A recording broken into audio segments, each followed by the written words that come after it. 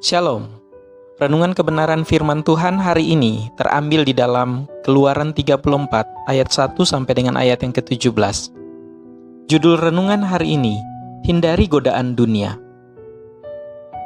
Janganlah engkau sampai mengadakan perjanjian dengan penduduk negeri itu, apabila mereka berzina dengan mengikuti Allah mereka dan mempersembahkan korban kepada Allah mereka, maka mereka akan mengundang engkau dan engkau akan ikut makan korban sembelihan mereka. Keluaran 34 ayat 15. Dunia ini penuh dengan bujukan dan menarik kedagingan kita yang lemah. Sangat mudah untuk beralih dari kebenaran kepada kesenangan sesaat oleh karena kedagingan kita yang lemah. Hal terburuk yang kita lakukan untuk diri kita sendiri adalah hidup dan tinggal dalam dosa-dosa yang dapat diterima oleh budaya kita. Tuhan kita adalah Tuhan yang adil dan suci. Bacaan kita hari ini menunjukkan kedua sisi belas kasihan dan penghakimannya. Setelah menyatakan kualitas karakternya, Tuhan menetapkan perjanjiannya dengan orang-orang Israel.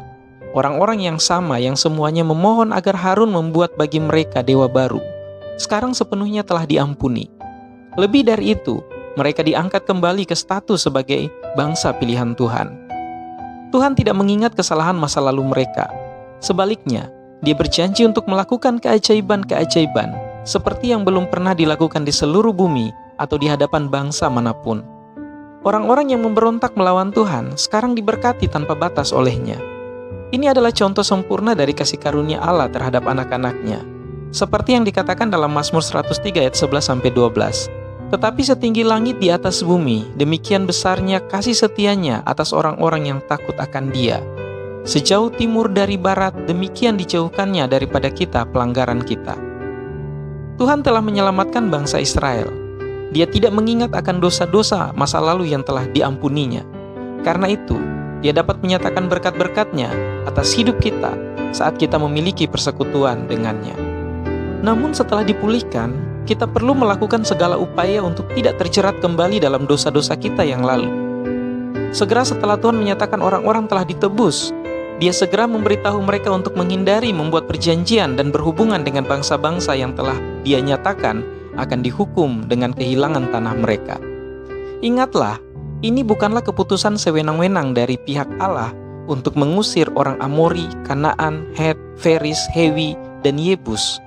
Bangsa-bangsa ini memiliki sejarah panjang pemberontakan melawan Tuhan dan kekejaman moral mereka. Jika Anda ingat kembali dalam Kejadian 15 ayat 16, Tuhan memberitahu Abram bahwa keturunannya akan kembali ke tanah itu. Namun, Tuhan menyatakan bahwa itu tidak akan sampai generasi keempat, karena kejahatan orang Amori belum selesai. Tuhan memberi bangsa-bangsa itu banyak waktu untuk bertobat dari praktek-praktek jahat mereka.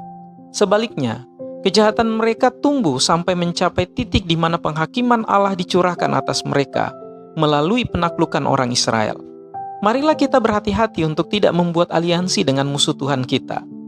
2 Korintus 6 ayat 14 mengatakan, "Jangan bergaul dengan orang-orang yang tidak percaya, sebab persamaan apakah terdapat antara kebenaran dan kedurhakaan?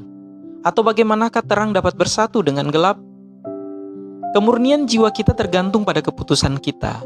Apa yang terlihat menyenangkan mungkin memiliki konsekuensi yang menghancurkan. Dan jika hal itu menyangkut dosa, hal itu akan selalu memiliki konsekuensi yang membawa malapetaka. Kehidupan kita akan hancur ketika kita memilih untuk mempertahankan hubungan yang jahat dan berdosa. Tuhan berkata kepada Paulus, "Cukuplah kasih karuniaku bagimu, karena kuasaku menjadi sempurna dalam kelemahan." Kekuatan kita adalah apabila kita lebih dekat kepada Tuhan. Janganlah kita takut akan kelemahan kita. Sebaliknya, bersandarlah pada kekuatan Tuhan dan bergantung pada firman-Nya. Buatlah pilihan yang menghormati hubungan yang kita miliki dengan Pencipta kita, dan bukan dengan keinginan daging kita. Kiranya Tuhan Yesus memberkati kita semua.